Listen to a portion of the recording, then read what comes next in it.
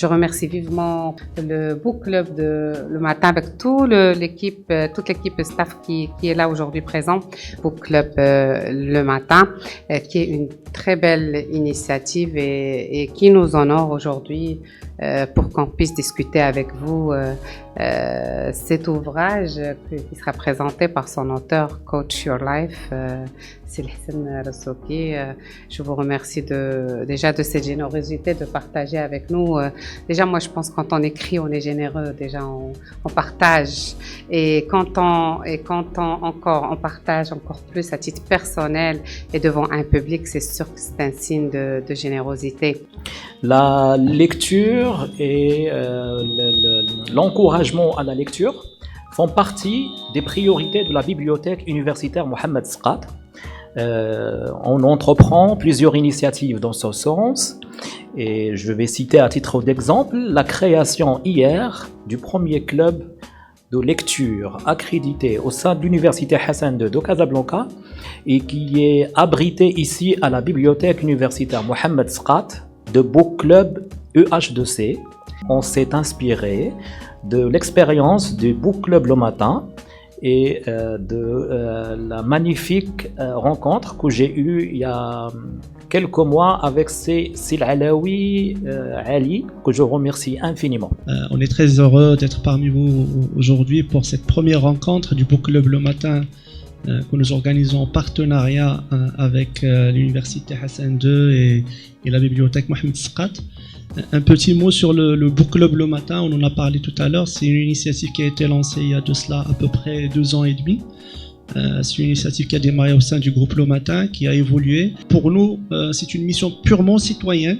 En tant que groupe média, on n'a aucun intérêt financier, mais c'est surtout un intérêt pour notre pays, parce qu'on considère que la lecture est un élément indispensable pour le développement de notre pays. Et sincèrement, je considère que le fait qu'on soit aujourd'hui ici dans cette enceinte, au sein de cette grande université, c'est un nouveau palier que nous entamons, parce que nous considérons que la lecture adressée aux jeunes, c'est aussi un gros challenge. Et on espère, Inch'Allah, qu'on puisse intéresser un maximum de jeunes pour nous accompagner, pour bénéficier de cette expérience de lecture.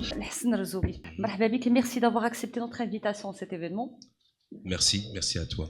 Alors, vous êtes coach de vie, spécialiste de la prise de parole en public, et vous allez nous parler effectivement aujourd'hui de votre ouvrage Coach Your Life, devient la meilleure version de toi-même. Un parcours un peu particulier parce que vous menez une carrière d'acteur, de professeur, de conférencier et de coach. Vous êtes diplômé du Conservatoire national supérieur d'art dramatique de Paris et du cours Florent. Et aujourd'hui, vous faites du coaching personnel et professionnel. D'où est née l'idée de l'ouvrage Coach Your Life, devient la meilleure version de toi-même. Moi, je sais qu'il y a une histoire derrière ça. Absolument. En tout cas, on est tenté quand on a ce genre de questions de dire c'est venu de ci ou de ça.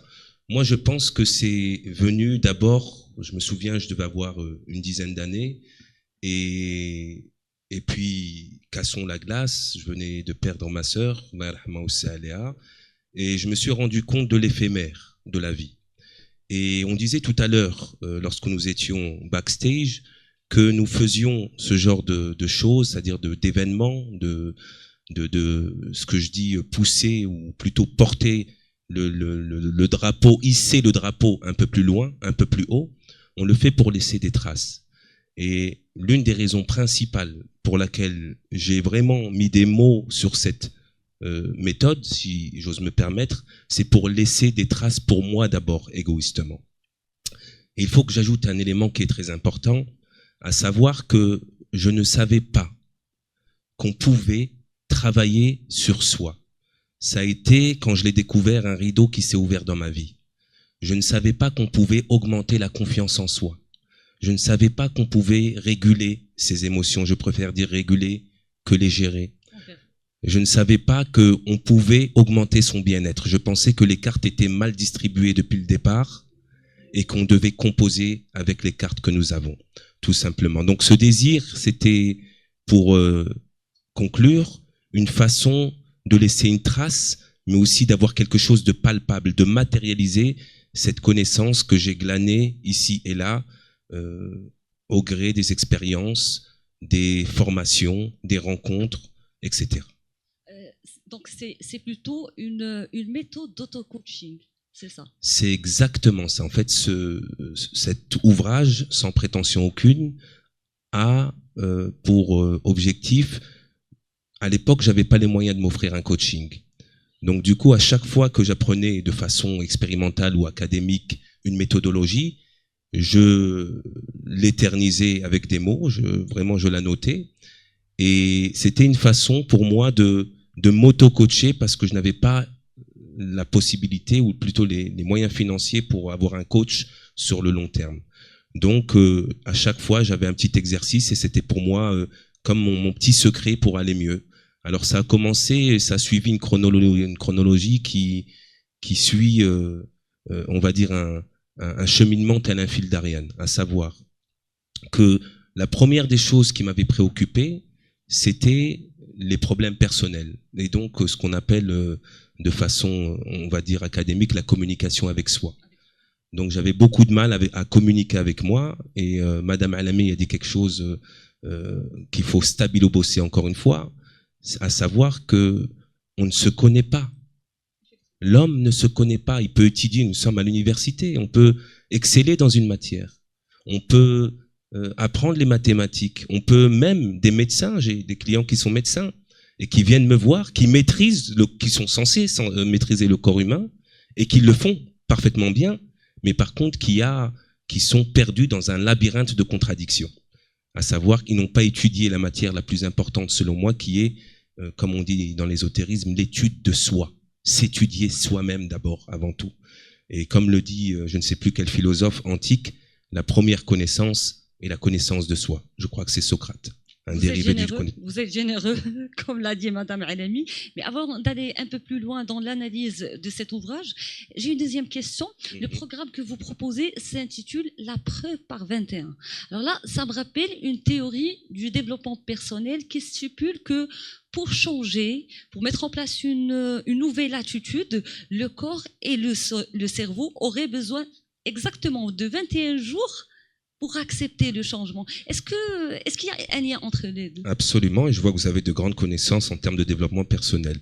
Alors, il y a des théories qui se contredisent, hein, mais il est vrai que, prenons un exemple de la vie quotidienne, que si on décide de quitter une mauvaise habitude pour en épouser une autre, par exemple faire du sport, arrêter de fumer et remplacer ça par le sport, ou arrêter de grignoter du sucre et faire du sport, ou tout simplement avoir une bonne diète, les premiers jours vont être vraiment très éprouvants. Pourquoi? Pour la simple et unique raison que nous sommes des êtres d'habitude. Et la chose qui est la plus dure à quitter, vous savez ce que c'est? Ce sont nos souffrances et nos habitudes. Donc, ça engendre forcément ce qu'on appelle, je vais étaler un peu la largeur de mon éventail pour vous montrer que j'ai quelques compétences. Mais c'est vrai. C'est-à-dire, pas que j'ai des compétences, ce que je vais dire.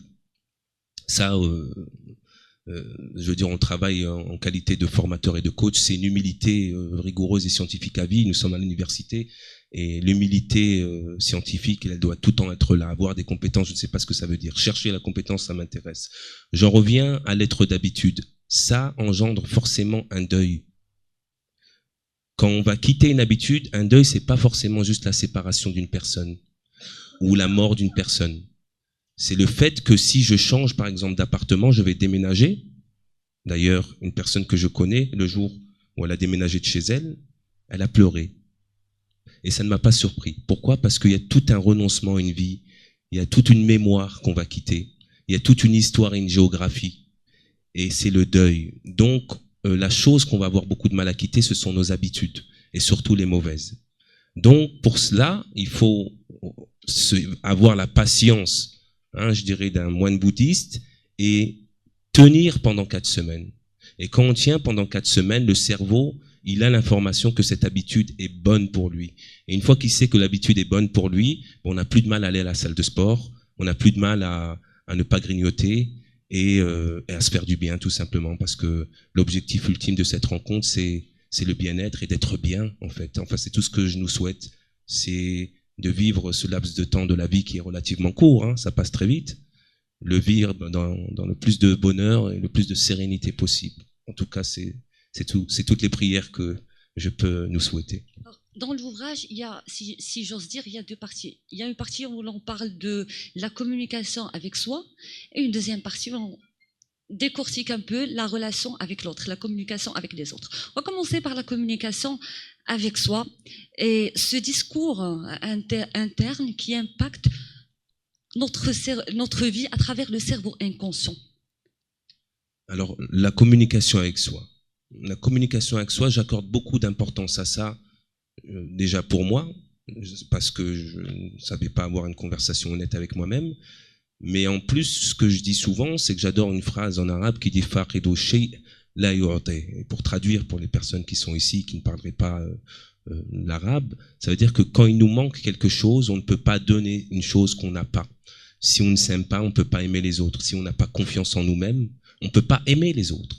Par conséquent, donc il faut se donner soi-même. C'est comme absorber la connaissance, ça demande quoi? Ça nécessite, comme le disait un de mes maîtres, paix à son âme, il me disait, la scène, tu ne peux pas donner un fruit tant que tu n'as pas absorbé le nécessaire. Donc, si on en revient comme un professeur, ne peut pas donner la connaissance tant que lui-même n'a pas cette connaissance-là, tant qu'il n'a pas vraiment les tenants, les aboutissants, tant qu'il n'a pas maîtrisé cette connaissance-là, il ne peut pas la partager avec les autres.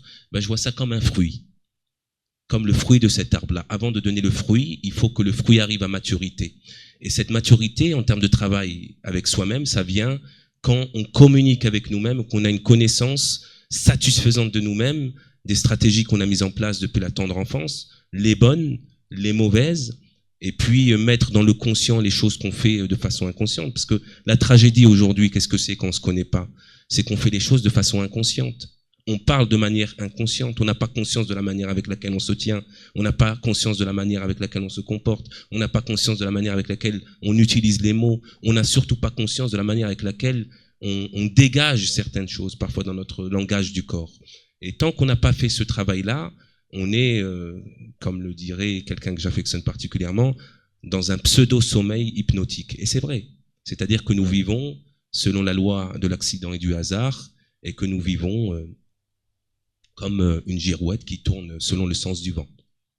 Vous avez parlé du changement, de la communication avec soi. Comment agir si l'on a des idées négatives? On a tous des idées négatives. Quoi que je fasse, je vais jamais... Non, j'en ai pas. Je plaisante. Vous travaillez sur vous-même peut-être. Je plaisante. On est à l'université. Il faut être pistonné pour trouver un emploi. Il y a beaucoup de... Quoi que je fasse dans mon avenir, je vais jamais le réussir. Je suis limité. Il y a des idées qui font que le cerveau inconscient ne donne pas ce message au corps pour agir, apprendre et justement passer à l'action. C'est exactement ça. C'est-à-dire, vous connaissez cet adage qui dit que si tu crois que tu vas y arriver ou pas, dans les deux cas, tu as raison. C'est-à-dire que si on part perdant, on aura beaucoup de mal. Moi qui ai fait beaucoup de boxe et qui affectionne la boxe, et on dit dans le milieu de la boxe que le match, il est pas gagné avant, en fait, il est gagné avant le match de boxe. Et précisément, il est gagné au moment où ce qu'on appelle le face-off. Et le face-off, c'est le moment où le boxeur, il regarde l'autre boxeur.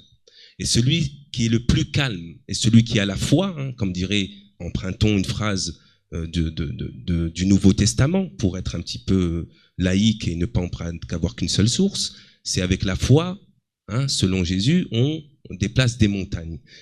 Quand on n'a pas cette foi, qu'est-ce que ça veut dire, si on s'arrête un petit peu sur cette phrase? Ça veut dire que tout simplement, c'est qu'il faut y croire.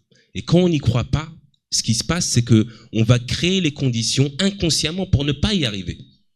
Et déjà, on a le filtre, hein, si on épouse l'œil et la rétine de la personne qui ne croit pas qu'elle va y arriver, qui fait tout pour y arriver, mais n'y croit pas, inconsciemment, elle va créer les conditions pour ne pas y arriver. Et vous savez, l'inconscient, comme tu l'as formidablement dit, Nabila, c'est comme un ordinateur. C'est un programme extraordinaire. Et parfois, ce programme, les pensées négatives, comme tu dirais, c'est un virus. Et ce virus, il va faire en sorte que la potentialité de ce disque dur ne soit pas libérée, ce qu'on appellerait en développement spirituel, libérer la lumière. Hein, libérer la lumière qui en soit, s'il y en a une, évidemment. Alors, effectivement, si vous croyez que vous êtes limité, alors vous l'êtes. On est ce qu'on croit. Et les spécialistes en développement personnel, la plupart en fait, recommandent que pour changer ces idées négatives, il faut simplement les remplacer par un discours positif, par des messages positifs. Est-ce que c'est si simple? Ils disent en fait qu'il faut les répéter pendant 21 jours. Pourquoi je vous pose la question? Parce que à l'enfance, on a tous reçu ce qu'on appelle les messages contraignants. Sois fort, sois parfait, fais plaisir. Alors sois fort, ne montre pas tes émotions, fais plaisir, c'est-à-dire quoi qu'on te dise, il faut que tu aies les applaudissements des autres, ne sois pas toi-même. Ça a conditionné notre vécu et ça a fait de nous ce qu'on est aujourd'hui. Donc c'est pourquoi je pose la question. Bah, c'est une excellente remarque et je vois que tes connaissances en développement personnel sont sincèrement plus que satisfaisantes. C'est à savoir que, en fait, la chose la plus... Je pense que là, on va descendre un peu plus en profondeur, si vous permettez. La chose la plus compliquée, hein, la plus facile à la fois, hein, c'est de désherber tout ce qu'on a accumulé, toutes ces choses qui ont été implantées depuis la tendre enfance. Là, tu parles d'analyse transactionnelle en l'occurrence, entre 0 et 7 ans. Hein, comme il y a un fameux livre qui s'appelle « Tout se joue entre 0 et 6 ans ». Il me semble qu'il est très connu. Je ne l'ai pas encore lu, mais apparemment, il est préconisé. Je finirai, j'espère, un jour par le lire. Donc, tout se joue entre 0 et 6 ans. Ce qui fait qu'on vit une vie qui n'est pas la nôtre. On vit une vie qui est substituée par tout ce qu'on nous a dit, par les contraintes de ces messages contraignants. Qu'est-ce que c'est un message contraignant? C'est en fait un message que nous nous disons qu'on doit faire quelque chose. On ne sait pas pourquoi on doit le faire, mais on le fait. Et il est inconscient, c'est-à-dire qu'on n'entend pas ce message. Et qui nous met dans un état de stress, en fait. Et qui nous empêche d'être véritablement nous-mêmes. Donc, c'était quoi la question déjà? J'ai perdu le fil de ma pensée. Est-ce que c'est facile de faire le travail de changer les idées négatives et les remplacer par des idées plutôt positives? Alors là, moi, j'ai encore une chose, j'ai un petit tip que je vais vous donner, mais pour chaque idée négative, il faut dire 10 idées positives. D'ailleurs, en expérience, vous le savez mieux que personne. Une personne nous fait 10 choses de bien, ça se passe bien, elle fait une chose de mal, on ne lui parle plus. C'est fou, hein? On ne se rappelle plus des 10 bonnes choses que la personne nous a fait. On se rappelle de la mauvaise chose. Pourquoi? Parce qu'un atome de mal, dans l'inconscient collectif, il pèse plus lourd qu'un atome de bien. Donc si je fais 10 bonnes actions, d'accord, et que j'ai un problème avec Nabila, il se peut qu'elle ne me parle plus pendant 5-6 ans, ou peut-être ad vitam aeternam, pour la simple et unique raison que j'ai fauté une fois. Or, il faut se le rappeler. Tu n'as pas intérêt à le faire alors. Non, j'ai surtout pas intérêt. Il faut se le rappeler. Nous ne sommes que des êtres humains avec nos forces et nos limites, et tout ce qu'on peut faire, c'est faire de notre mieux, hein, pour annuler un message contraignant qui nous dit qu'il faut qu'on soit parfait. La perfection n'existe pas. On peut tendre vers la perfection. On peut faire de notre mieux, oui, mais être parfait, ça n'existe pas. Et puis faire plaisir à tout le monde et être aimé par tout le monde, ce n'est pas possible. J'ai lu quelque chose qui était très intéressant que je partage avec vous sur Internet, que Moïse, je crois qu'il challenge Dieu pour lui dire est-ce que les gens pourraient ne pas parler mal de lui? Et Dieu lui répond en lui disant c'est quelque chose que je ne me suis pas offert à moi-même. Donc on ne peut pas être aimé de tout le monde, on ne peut pas être apprécié de tout le monde. Mais par contre, on peut s'aimer soi-même, aimer les personnes qui nous entourent et qui nous encouragent. Et je pense que c'est largement suffisant. Tout à fait. J'ai repris ici un passage. Notre corps et notre esprit sont comme un piano sans entretien que nous avons abandonné dans une cave. Le temps et la négligence l'ayant désaccordé. Il nous faut le raccorder afin qu'il puisse reproduire les meilleures mélodies. C'est comme ça comment vous avez décrit l'importance de la relaxation, des exercices de relaxation. Alors ma question est simple. Qu'est-ce que vous nous conseillez aujourd'hui, justement, pour effectuer cette relaxation, pour mieux se relaxer avec tout le stress que nous vivons au quotidien. Absolument. Ce que j'ai fait en préambule pendant que j'étais ici, devant des regards que je ne connais pas, où je sens que le corps inconsciemment il est en tension, il y a des caméras, il y a des lumières. La seule chose que je puisse faire pour me détendre, c'est respirer. C'est la seule chose qu'on peut faire. Et s'auto-suggérer, bien sûr, que les gens sont là, qu'ils sont bienveillants, et se rappeler, je me rappelais, comme tu l'as dit, je suis spécialiste en prise de parole en public et devant les médias. Une des choses sur laquelle je travaille généralement, c'est pas les gens savent parler. Tout le monde sait raconter une histoire. La chose que les personnes redoutent le plus, qu'est-ce que c'est? C'est la peur de parler devant un public intimidant ou devant des personnes impactantes ou pendant, je sais pas, une dissertation, pendant l'exposé d'une thèse, etc. Ce qu'on veut, c'est être bien, être détendu et assez détendu. Et c'est bien cette chose du piano. Parce que quand on est désaccordé, ça relaxe exactement. On veut profiter de votre présence avec nous aujourd'hui. Alors, avec Ali, ça fait quand même des 2 ans et demi qu'on travaille sur ce concept. Et à chaque fois, on cherche l'originalité. Moi, je voudrais bien qu'on profite de votre présence aujourd'hui pour relaxer notre public. Ouais, bah quoi de mieux que de... On peut dire que le miel, c'est bon et que ça se rapproche du sucre, mais quoi de mieux que de goûter le miel qu'on n'a jamais goûté, n'est-ce pas? Tout à fait. Ok, génial. Alors, je vais vous dire comment ça va se passer. Déjà, je vais vous demander votre autorisation parce que je vais vous demander quand même de respirer, de fermer les yeux, d'être dans quelque chose de sensoriel. Et pour ça, je peux pas le faire si vous n'êtes pas OK. Est-ce que vous êtes OK pour qu'on fasse une petite relaxation pendant 5 minutes et voir ce que ça peut donner? Et puis, on n'est pas obligé de lâcher prise si ça marche pas, si ça fonctionne pas. En tout cas, soyez sûrs. N'ayez pas peur pour vos sacs et vos porte-monnaies. Je veillerai à ce que personne ne vous vole. OK? Génial. Est-ce qu'on peut mettre une petite musique de méditation? Plus une musique, bon, je vais pas, non. N'importe quelle musique. La musique du piano à relaxer madame. N'est-ce pas? On va commencer avec ça. Alors, je vais vous demander de compter déjà, je vais demander de fixer un point, pas tout de suite. Hein. Je vais juste vous dire comment ça va se passer. Comme ça, vous saurez comment ça se passe. Et puis après, on va le faire. C'est excellent comme musique, c'est génial. Donc, on ne le fait pas tout de suite. Je vais vous demander de regarder un point pendant 5 secondes. Je vais compter jusqu'à 5. Ne partez pas tout de suite. Je compte jusqu'à 5 et à un moment donné, vous allez laisser vos yeux se fermer sans même que vous fassiez quoi que ce soit. D'accord?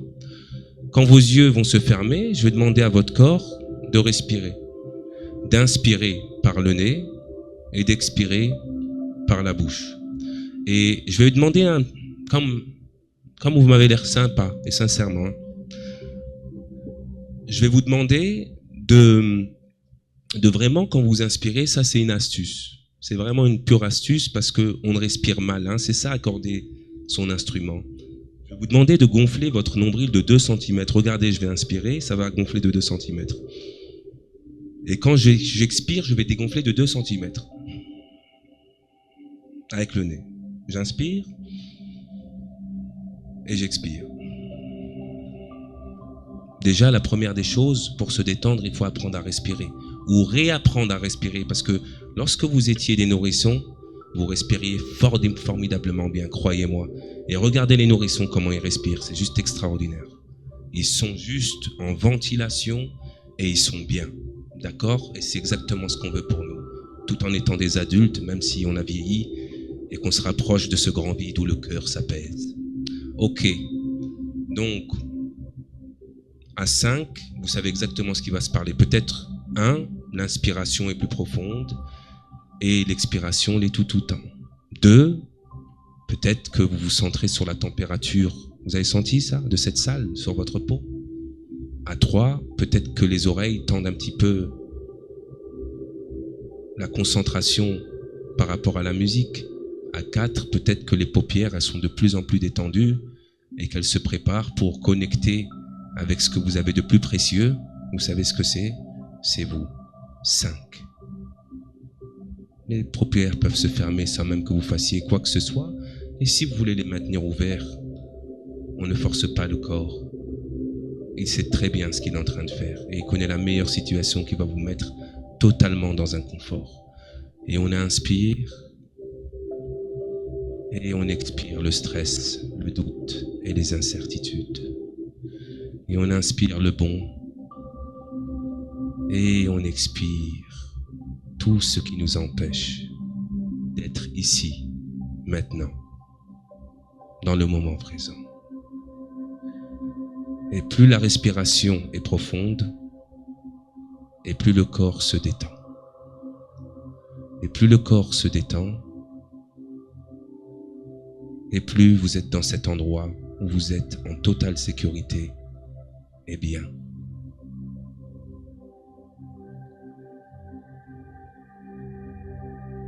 Et plus vous êtes bien, et plus la respiration est profonde.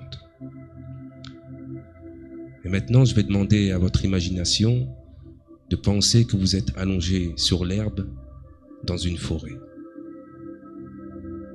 Et c'est un jour ensoleillé. Et il y a le soleil qui caresse votre peau. Et il y a le chant des oiseaux. Et pas loin, il y a des enfants qui jouent.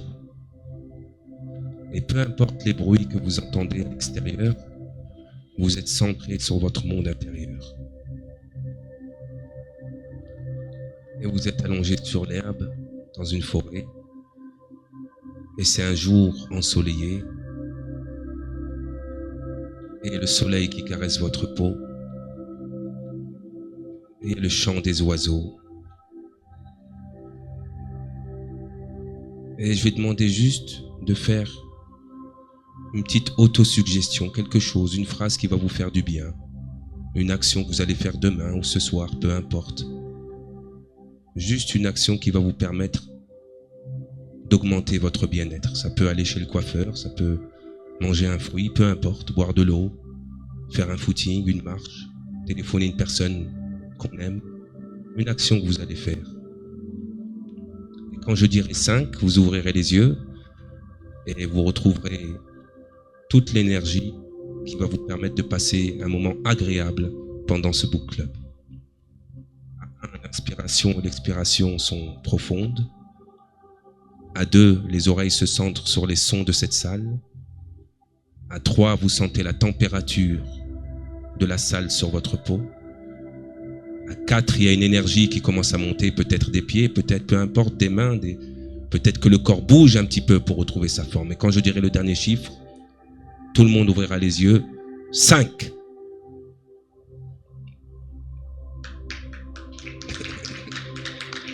Merci.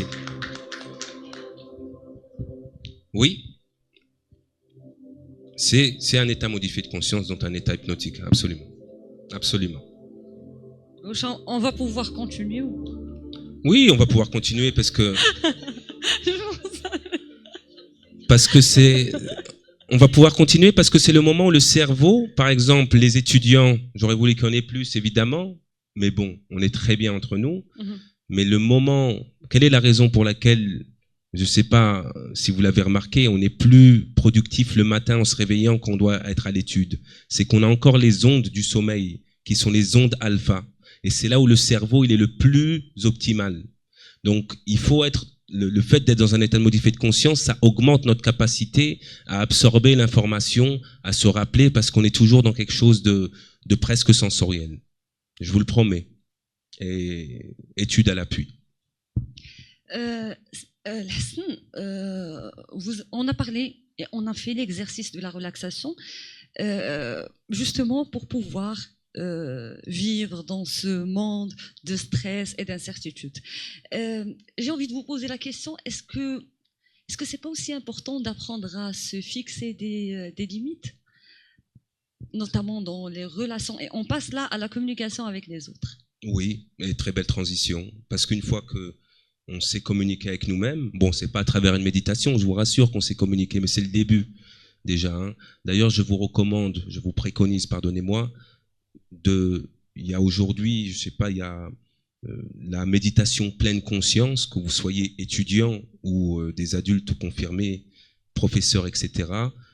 il y a une méditation qui est la méditation pleine conscience, qu'on appelle en anglais mindfulness, et qu'on peut pratiquer seulement 3-5 minutes par jour, et qui a des bienfaits sur l'émotion, sur le corps, sur la pensée stratosphérique. Vraiment.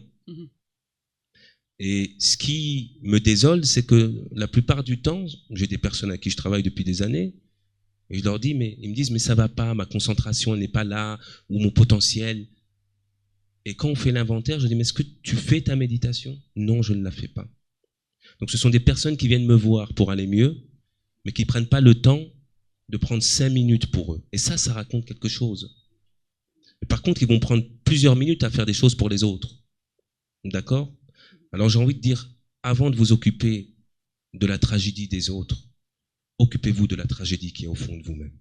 D'abord. C'est comme l'avion. Vous savez, quand on nous dit avant de mettre le masque, mettez le masque d'abord. Et il y a une raison pour ça. Il y a vraiment une raison. C'est-à-dire qu'à vouloir sauver l'autre, on se tue tous les deux. D'accord? La communication avec les autres et mettre des limites claires. Ça fait partie des piliers. Et en plus, on est dans un pays, au Maroc, sans jugement de valeur, où c'est compliqué de mettre des limites. Quand on nous demande quelque chose, le droit d'aînesse, il a quelque chose de sacré. Hein, c'est vraiment quelque chose qu'il ne faut pas y toucher. Les gens, il y a ce qu'on appelle le swap. Hein, swap. Par swap, on fait des choses qu'on n'a pas envie de faire parce que parfois, on n'a pas le temps de les faire. Et le swap, c'est un message contraignant. Swab, l'adab, la politesse. C'est fait plaisir. C'est le driver fait plaisir, de faire plaisir et de renoncer à soi, se dévaloriser soi-même pour survaloriser l'autre. Alors qu'on peut mettre en valeur l'autre, mais ne pas renoncer à ses propres besoins. Et quel est l'antidote à ça? C'est, pour répondre à ta question, mettre des limites claires. Mais mettre des limites claires, c'est pas par rapport aux autres. C'est pour ça que la connaissance de soi, c'est un travail extraordinaire. C'est savoir ce à quoi on peut dire oui et ce à quoi on peut dire non. Déjà, être clair soi-même avec ça. Parce que la plupart des personnes qui n'ont pas fait un travail sur elles-mêmes ne savent pas si elles ont des limites ou pas. Et font les choses par hasard, tout simplement. Donc, la question qu'il faut se poser, et peut-être partez avec, et peut-être même ça répondra à l'action que vous devez faire avec la méditation, c'est quelles sont les choses auxquelles vous dites oui, et quelles sont les choses auxquelles vous dites non, à partir de maintenant. Et pour ça, qu'est-ce qu'il faut savoir? Il faut savoir son intégrité, il faut connaître ses besoins, et connaître ses valeurs. 3 choses importantes à savoir avant de fixer des limites claires. Pourquoi? Parce que si on ne sait pas ça, on n'a pas de limite.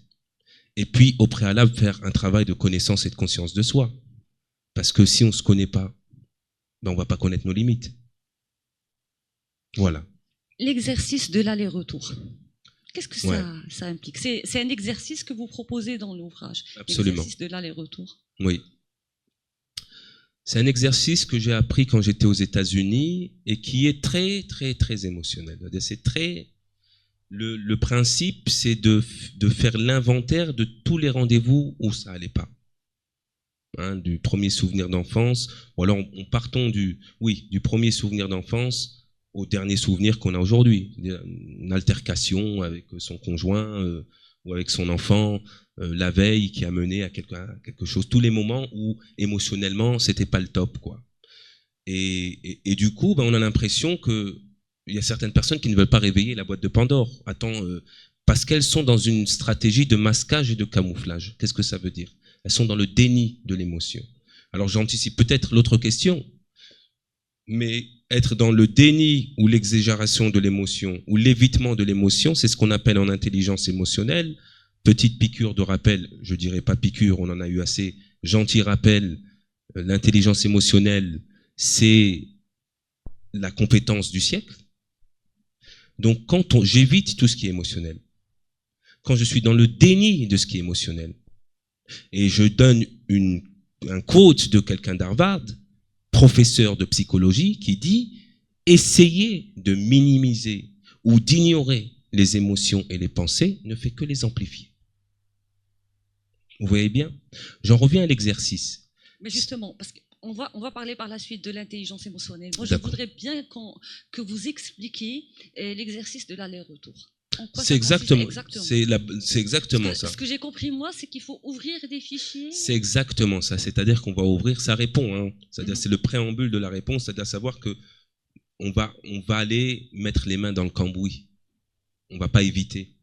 On va voir ce qui va pas, en fait. Parce qu'on a tendance à ne pas vouloir faire face à toutes ces blessures de l'enfance, à tous ces traumas qu'on a eus, à toutes ces petites catastrophes de cœur qu'on a eues, qu'on n'a pas exprimées, à toutes ces choses qu'on a tues. L'idée, c'est d'aller vérifier dans le cerveau inconscient qu'est-ce qui ne va pas. Exactement. Et on va faire ce voyage à travers ces moments qui nous ont traumatisés, qui nous ont fait du mal, où c'était émotionnel, où on ne s'est pas senti bien, jusqu'au premier souvenir, d'accord ?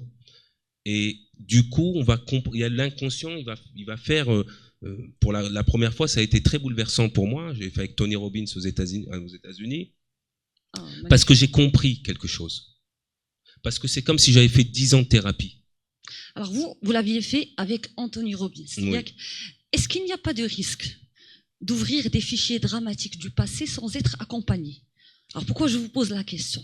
Parce que vous savez mieux que moi, le cerveau inconscient ne fait pas la différence entre l'imaginaire et le réel. Et donc le fait de penser à quelque chose de l'enfance, on risque de vivre les mêmes émotions. C'est quand même, je pense, je vous pose la question, difficile, surtout pour les personnes qui sont fragiles. Non?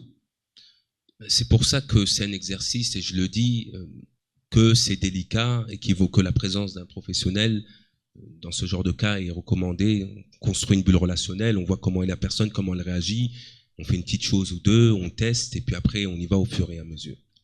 Donc comme c'est une méthode d'auto-coaching, c'est le seul et unique exercice pour lequel vous recommandez je préviens, je dis que la présence d'un professionnel dans ce genre de cas serait bénéfique parce que tout simplement pour juste accompagner, vous savez, c'est prendre la main de la personne. Accompagner une personne, c'est prendre sa main pour descendre dans les méandres de son inconscient. Et descendre dans l'inconscient, parfois, ça peut être déroutant.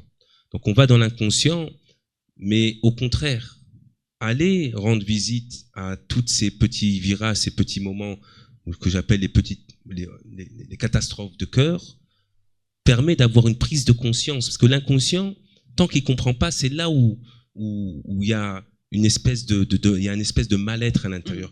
Quand l'inconscient il n'arrive pas à comprendre le pourquoi du comment, il donne des mauvaises informations, il fait des généralisations, des omissions, des distorsions et des associations avec des expériences, par exemple, puisqu'on a vécu ça, par exemple, ben l'homme il est mauvais. Puisque à l'école on s'est moqué de moi, ben je ne suis pas beau. Il y a plein de petites choses qu'on a en tête comme ça. Donc l'inconscient, il pense que ce qu'il a vécu une fois, c'est comme on dirait en anglais, the gospel truth. C'est la vérité biblique, je dirais ici coranique. Donc c'est la vérité de Dieu. Sauf qu'une fois n'est pas coutume, et vous le savez mieux que personne, c'est pas parce que on a vécu une mauvaise expérience avec un homme que tous les hommes sont mauvais, c'est pas parce qu'on a vécu une mauvaise expérience avec une femme que toutes les femmes sont mauvaises, etc. Donc on va faire prendre conscience, d'accord? Et comment on va lui faire prendre conscience que l'inconscient a mal interprété certains événements? Ben parce qu'on va faire le retour positif de la chose. On va revoir tous les événements positifs de notre vie en retour. Et ça permet, dans un laps de temps relativement court, à l'inconscient de prendre conscience, en fait, que la même personne, peut-être, qui a été la cause d'un trauma, a aussi été source de ressources bénéfiques pour nous. Et donc, quand l'inconscient il fait le rapprochement, il réconcilie, c'est un travail de réconciliation avec les généralisations, les omissions, les distorsions qu'on a faites. Parce que, vous savez, les plus grands des traumas, c'est pas forcément les autres, bien que je ne le nie pas. C'est l'interprétation mentale que nous avons fait des événements lorsque nous étions petits. Souvent, on interprète les choses d'une certaine manière. Et souvent, on les interprète aussi de manière véridique. Mais dans les deux cas, ça fonctionne. Dans les deux cas, ça fonctionne. On revient aux émotions. Oui. Dans l'ouvrage, vous avez dit exactement qu'il faut être à l'écoute de ces émotions, Oui. les laisser s'exprimer et les libérer. Ce qui a attiré mon attention, c'est qu'à aucun moment vous n'avez utilisé le terme gérer les émotions. Ce qui suppose que pour vous, les émotions, il faut les considérer plutôt comme des amis et non pas des ennemis à gérer. Excellente question.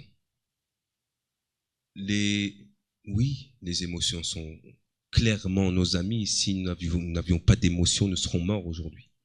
Je veux dire, l'émotion, je suis acteur parallèlement à mon métier de coach et de formateur, etc., et d'enseignant.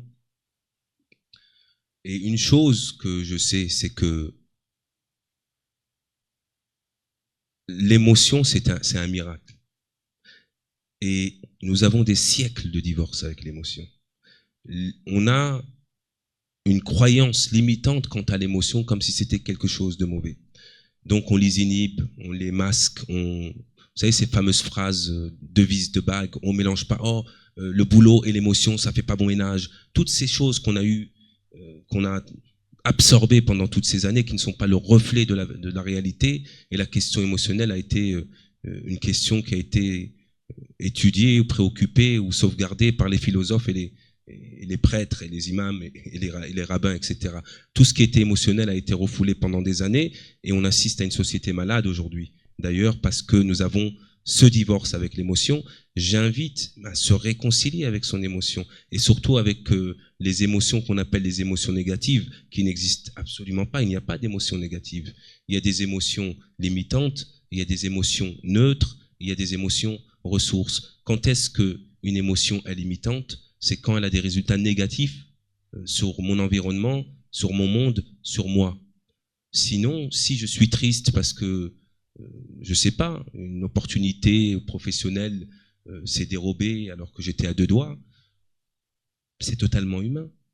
Hein, comme le dit Lord de Chesterfield, how can I feel happy if I don't feel sometimes sadness, and how can I feel alive if I don't think sometimes about death? C'est-à-dire, comment puis-je être vivant, comment puis-je être heureux si je ne pense pas parfois, si je ne suis pas parfois triste, et comment puis-je me sentir vivant si je ne pense pas parfois à la mort?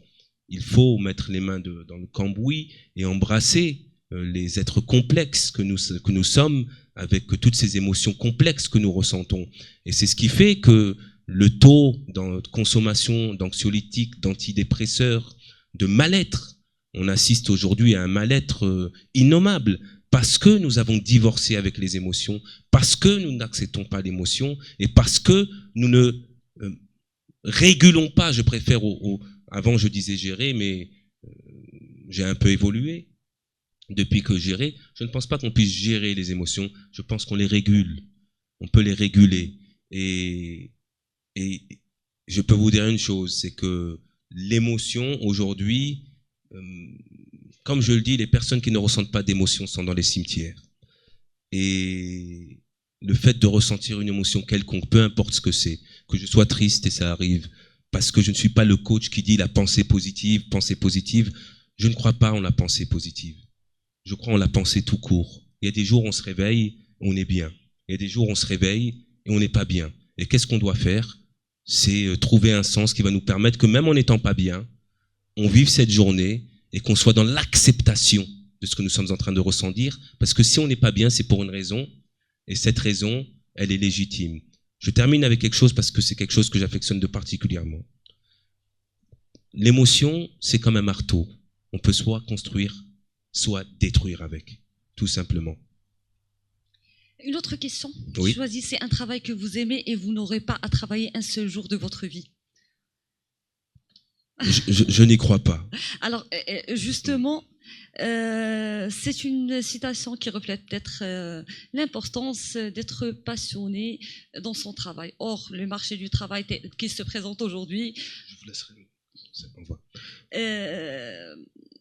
On n'a pas tous cette chance de travailler, d'être dans le boulot qui nous passionne.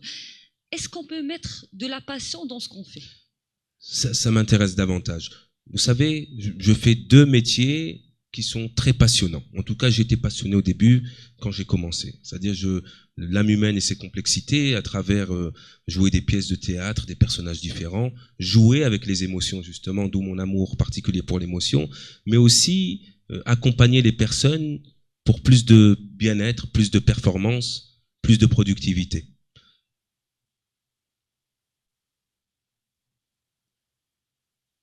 il y a des jours où j'ai pas envie de, je vais vous dire la vérité, j'ai pas envie j'ai pas envie de travailler. Il y a des jours où je me sens triste. Il y a des jours où je suis en colère. Il y a des jours où j'y vais en colère. Mais tout d'un coup, je vis un événement qui me rappelle la raison pour laquelle je fais ça. L'ADN qui est la mienne, à savoir, je pense que il faut mettre de la passion dans ce qu'on fait, mais pas ressentir de la passion constamment. Je pense qu'il faut mettre du cœur dans tout ce qu'on fait, mais pas seulement que dans le boulot, dans les relations que nous pouvons avoir, dans les interactions que nous pouvons avoir, entre le boulot et la maison, au moment où nous faisons des courses. Je crois que c'est le moment où on peut mettre de la passion. Pour moi, c'est avoir un étonnement et être dans le moment présent et vivre la vie et ne pas anticiper les choses. C'est ça la passion que je mettrais. Ne pas regretter le passé non plus. Comment? Ne pas regretter le passé non plus. C'est le fait de vivre l'instant présent. Absolument, oui, je suis d'accord avec toi. C'est-à-dire, oui, c'est-à-dire il y a une phrase d'une théorie de psychologie que j'aime beaucoup qui s'appelle la Gestalt thérapie, une théorie allemande, et leur principe c'est le passé n'est plus, le futur n'est pas, il n'y a que maintenant qui compte. C'est ça pour moi la passion, c'est de vivre pleinement le moment présent, peu importe ce qu'on fait. Si on est avec nos enfants, avec notre conjoint, en lisant un livre, c'est ça mettre de la passion dans chaque chose que nous faisons, et la passion finit par triompher. Parce que ça t'est déjà arrivé, Nabila, d'aller au boulot fatigué en te disant j'ai pas envie d'y aller. Oui. J'espère bien, c'est humain. Oui, c'est humain. Voilà, tout humain, simplement. En fait. Ça arrive. Vous posez la question en présence de mon directeur. Merci. Non, ça m'arrive jamais. Alors, on est toujours dans la communication avec les autres. Oui. Jusqu'à quel degré notre entourage nous influence-t-il? Et surtout ici au Maroc. Il y a une pression sociale, faut le dire, rappelons les choses par leur nom, il y a une pression sociale qui est énorme. Il y a le qu'en dira-t-on, vous savez, moi je me rappelle quand je suis arrivé d'Angleterre, ici, bon, je suis marocain, et je suis né en France et j'ai grandi en France, même si j'ai fait un passage de 7 ans ici, mais que j'ai oublié parce que j'ai pris un autre chemin. Quand je suis revenu ici et que j'ai vu mon gardien, et c'était l'Aïd, et il m'a dit il va falloir que j'achète le mouton de l'Aïd parce que j'ai pas d'argent. Mais je lui dis mais tu sais le Dieu qui est le nôtre ne t'oblige pas à acheter de moutons si tu n'as pas les moyens. Et il me dit mais les gens qu'est-ce qu'ils vont dire?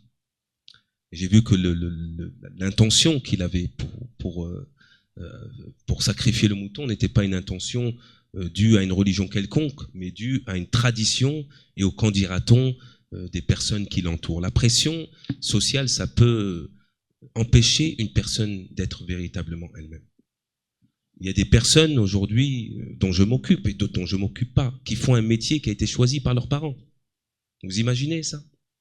Qui ont été médecins parce que le père a voulu être médecin et est frustré de ne pas être devenu médecin et l'a imposé à ses enfants, ou des personnes dans la finance ou architectes en pensant.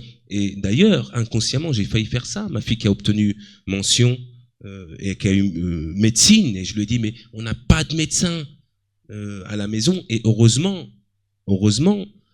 que je lui ai donné une certaine autonomie où elle m'a dit papa, ce n'est pas ce que j'ai envie de faire, j'ai envie de vivre. Et elle m'a rappelé à la raison. Et un médecin, il est dédié à la cause, il n'a plus de vie, et je sais ce que c'est papa. Alors je me suis renseigné, j'ai trouvé qu'elle avait raison, et puis d'autant plus qu'elle est très bien, elle gagne bien sa vie, elle est autonome, donc elle ne me demande plus de lui envoyer de l'argent. Donc peu importe ce qu'elle fait, le plus important c'est qu'elle soit autonome. Et pour revenir à la question, j'ai moi-même fait ce travail de divorce avec la pression. Et c'est un travail qui est nécessaire. Et on est seul. Quand on dit non, je dis non à tout ce que vous m'avez transmis.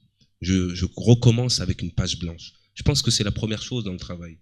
La première chose dans le travail, c'est de tout effacer. D'effacer, de formater le disque dur. Et donc, j'ai renoncé à toutes les croyances qu'on m'a données pour mieux les retrouver par la suite. Parce qu'après, ça devient un choix qui est le mien. Mais j'ai remarqué que tous les choix, toutes mes croyances ont été transmises et qu'on ne m'a pas demandé l'autorisation, est-ce que j'étais d'accord avec ça ou pas. Donc il fallait faire ce travail de formatage et ensuite évaluer telle et telle chose, telle et telle croyance, accepter telle et telle chose.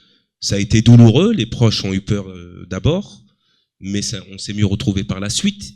Et ce qui est génial, c'est que je me sens respecté, je sens qu'ils comprennent mon point de vue, je comprends le leur, ça a augmenté la relation, ça a augmenté l'amour entre nous, et ça a augmenté le fait que je mène une vie que j'ai vraiment envie de vivre, et pas une vie qui me serait imposée par une autorité quelconque. Alors, les résultats du travail sur soi, c'est toujours fructueux, il faut juste oser passer à l'action.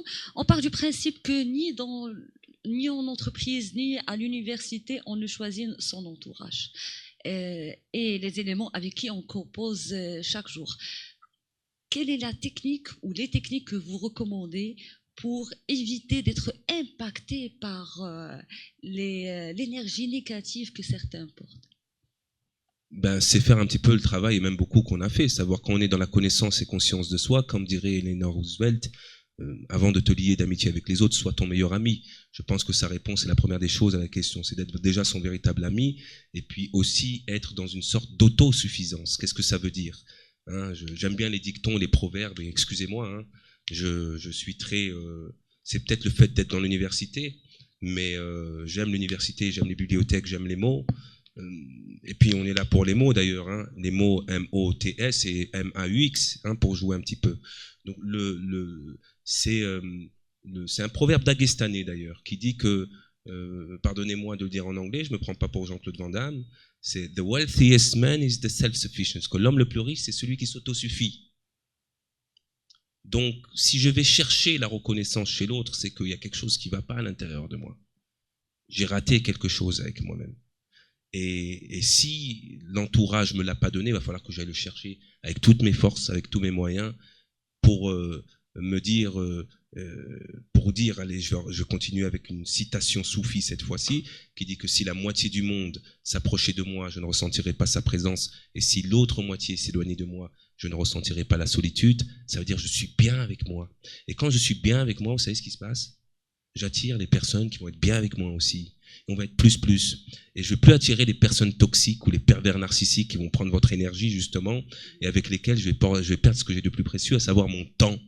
Je vais, comme disait mon père, paix à son âme, Allah il disait, Lahsen, si une personne t'apporte rien sur le plan émotionnel, matériel, spirituel, intellectuel, et en plus de cela, tu considères que tu vaux 50 dirhams, et que la personne te donne 49 dirhams, 99 par rapport à la valeur que toi, tu te donnes, dis à la personne, je vais rester courtois, d'aller ailleurs, d'aller s'en aller ailleurs, puisque je n'ai rien à voir avec cette personne, je suis innocent de cette personne, et je préfère de loin être avec ma solitude qu'être avec une présence qui sera néfaste et pour moi, et pour mon avenir, et pour mon intellect et mon émotion.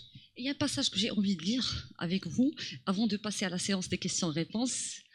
En fait, c'est un échange entre un grand-père et un enfant.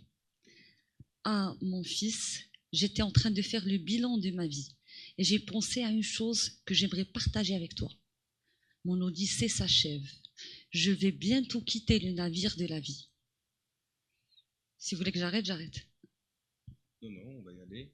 C'est le testament de votre grand-père. Oui, parce que... Alors, je vais donner l'exemple. Hein. Là, j'aurais été dans le déni de l'émotion si j'avais dit oui, on arrête. Lahsen, le micro. Oui. Ça, il y a des gens, il y a des lumières qui viennent dans vos vies comme ça et qui vous donnent un espèce d'héritage. Un héritage qui est plus que matériel. C'est-à-dire on pourrait dire que c'est un conte, mais disons les choses telles qu'elles sont, c'est que je me souviens quand j'avais à peu près 6 ans, j'ai vu mon grand-père qui était sur son lit de mort, qui était conteur d'histoire d'ailleurs, ici au Maroc, et qui est mort dans l'anonymat, non pas à cause du Maroc, mais c'est ce qu'il voulait. Il voulait raconter des histoires aux gens qu'il aimait et pas aux autres. C'est peut-être pour ça qu'aujourd'hui je suis acteur et coach. Et j'ai vu qu'il avait du regret dans ses yeux. J'ai vu que vraiment il regrettait quelque chose. Et je pense qu'il regrettait, c'est, et il l'a dit, de ne pas avoir fait de son mieux. Il m'a dit, je vais vous laisser que quelques palmiers de date, parce que je suis un homme, un Sahraoui et fier de l'être. Et d'ailleurs, vive le Maroc et vive le Sahara marocain.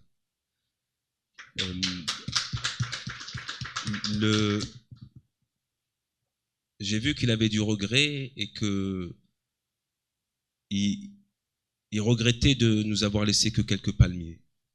Mais ce qu'il ne sait pas, j'aurais voulu qu'il soit là, c'est que ce qu'il m'a donné, c'est plus que des palmiers, ou une villa, ou des millions de dirhams qu'il aurait laissé sur un compte en banque pour que j'ai pu les dépenser je ne sais où, et n'importe comment.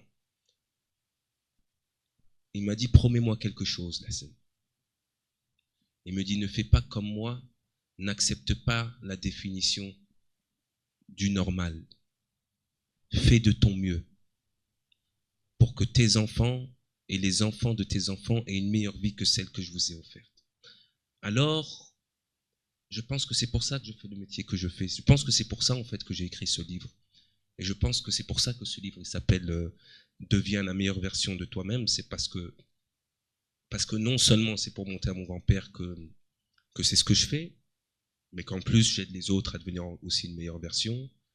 Et s'il y a une chose que je pourrais préconiser à nous tous, parce que je suis un éternel étudiant, moi aussi de la vie, c'est de faire de notre mieux tous les jours pour que aujourd'hui soit meilleur que la veille, que demain soit meilleur qu'aujourd'hui, tout simplement. Merci de nous avoir ouvert ton cœur. Avec Je pense plaisir. que c'est la raison pour laquelle aussi vous êtes avec nous aujourd'hui. Il vous a conseillé, il vous a demandé d'être un exemple pour l'humanité entière. Vous allez l'être, Inch'Allah. Et c'est avec une grande émotion que j'annonce la fin de cette rencontre au sein de l'université Hassan II, au sein de la bibliothèque Mohamed Sqat. Je tiens à remercier toutes les personnes qui ont contribué de près ou de loin à la réussite de ce projet. Merci aux jeunes qui étaient présents aujourd'hui avec nous. Très courageux. Tout à fait. Et j'ai envie au nom du groupe Le Matin, je les invite à être impliqués davantage avec nous, dans ce beau projet qui ne peut qu'être bénéfique pour nous tous. L'avenir vous appartient et ça se prépare dès maintenant. Merci à vous tous. Merci à tout le monde.